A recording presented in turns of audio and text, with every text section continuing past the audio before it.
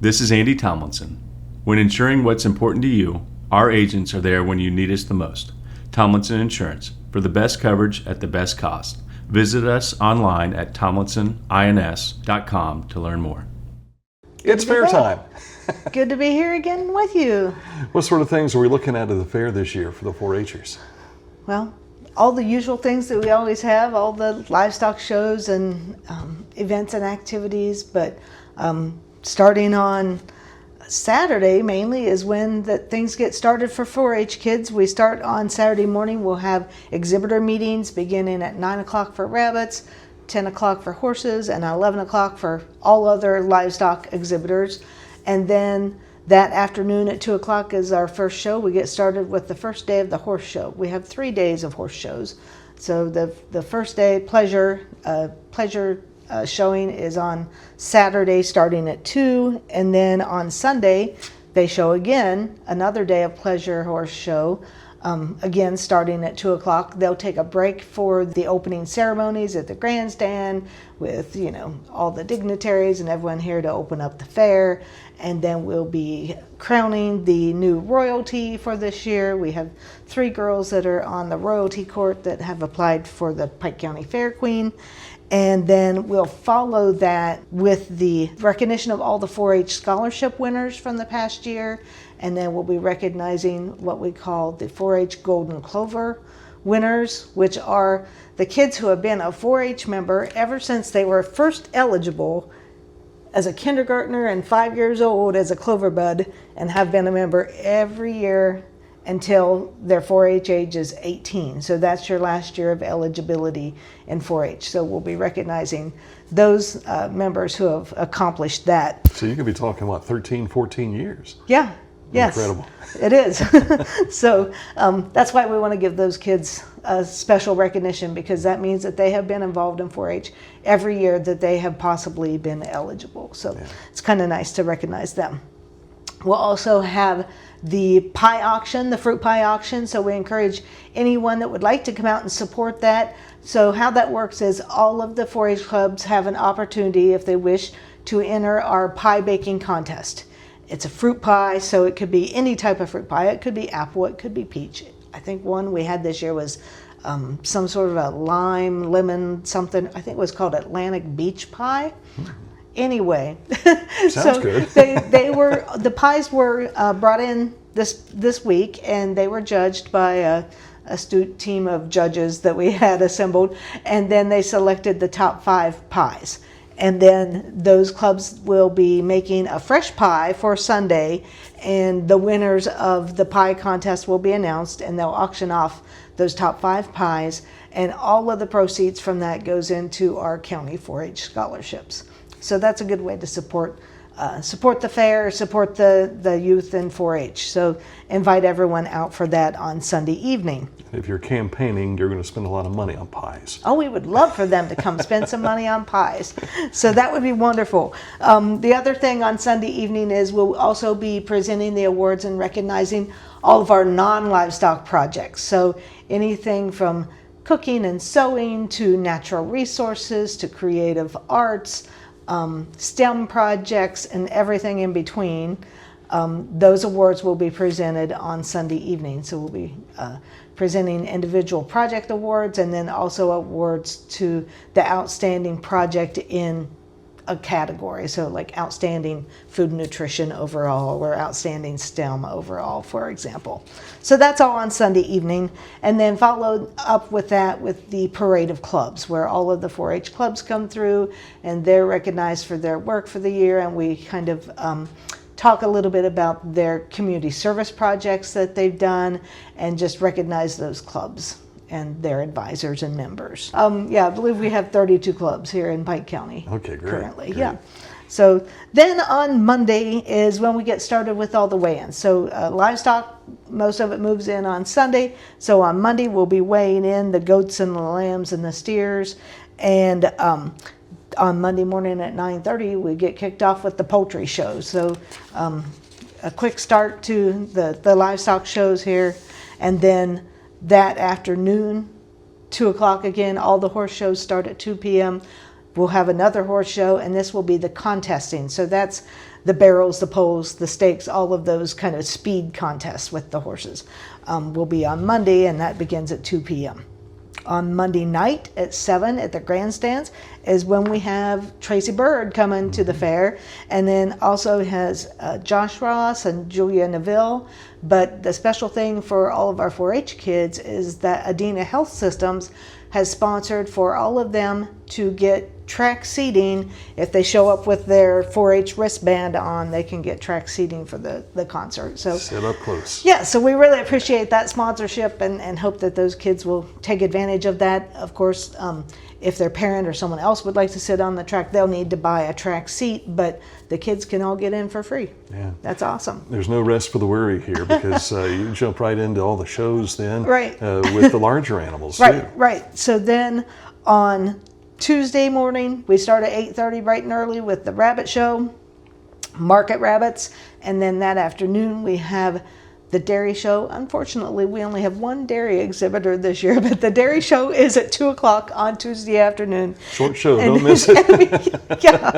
And then at 4 o'clock on Tuesday is the goat show. So we'll have the market goat show and all the other types of goats, the dairy goats, the breeding goats, the meat type breeding goats. That all begins on Tuesday at 4 p.m. in the Blum Arena up on the hill. Mm-hmm. Then on Wednesday morning, we start at 9 o'clock that morning with rabbit showmanship. So we have so many rabbits. We have 374 kids enrolled in rabbit projects in Pike County this year. So we have a lot of rabbits. So the show's broken into 2 days. The first day is the market show, and then the second day on Wednesday morning, starting at 9, is rabbit showmanship, is when we'll be doing that.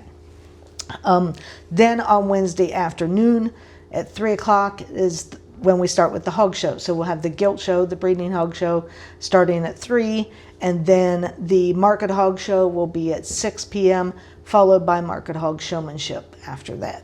So that'll be a late night on Wednesday night. Mm-hmm. Then Thursday morning we'll start back at 10 o'clock in the morning at the arena up here on the hill with the sheep show, and then in the afternoon we will have beef showmanship down in the multi-purpose building. That starts at 1 o'clock on Thursday afternoon. And the feeder calf show is on Thursday as well. That starts at 5. Also happening on Thursday afternoon up on the hill, so we have things both locations, is the Clover Bud interviews. So that's always a lot of fun. All of the Clover Buds are invited to bring in some sort of a display. It's kind of a show and tell kind of a thing. A chance for them to sit down and talk with an adult. That's usually folks we have are like maybe some teachers that they'd be familiar with, or some other 4-H folks, and the kids come in and they share their whatever it is that they're interested in, and it's just a good way to get those kids acclimated to these are some of the things that we do in 4-H, and something for them to do. We'll also have some fun activities for them to do after they're done with their interviews. And then at 3, so that the interviews begin at 1, then at 3 p.m. is when we will have the Clover Bud graduation. So that is for all the Clover Buds who are in their final year of eligibility as a Clover Bud. So that means that next year, on January 1st, they'll be at least 8 years old and in 3rd grade. That means that next year they'll be able to be a regular 4-H project carrying member. So they'll get to graduate from being a Clover Bud into being a youth member. So that's a fun little ceremony that we have up here for them. Also, then on Thursday, beginning at 5 p.m. is the feeder calf show, followed by the steer show starts at 6:30. So that's all going on down in the multi-purpose building. We also on Thursday evening, the horse folks have a fun show. So it's not the junior fair show, so to speak. It's a fun show where they do like crazy things like the egg and spoon race and a costume contest and just silly things like that. Is just a fun show for the horse kids. This is where the horses get made up. Yes. They dress up the horses. They do all kinds of silly contests and races. So that's one of the things that'll be going on Thursday night. Then on Friday, We start that morning with the livestock judging contest. That'll be in the multipurpose building. And then that's at 9 o'clock. And then at 10 o'clock, that's when we will present all of the awards for the Skillathon Awards for all the species and the Outstanding Exhibitor Awards for all of the species. So all of the livestock species and the horses will be recognized at that. And then that would be followed at 10:30 with the all animal showmanship. And how the all animal showmanship works here is that the senior showmanship winner in each of the species gets to represent their species in the all animal showmanship. They have to show each of the animals, answer questions, do things like that, and then we name the winner of the all animal showmanship, and they get a pretty nice trophy. Yeah. It's a big one.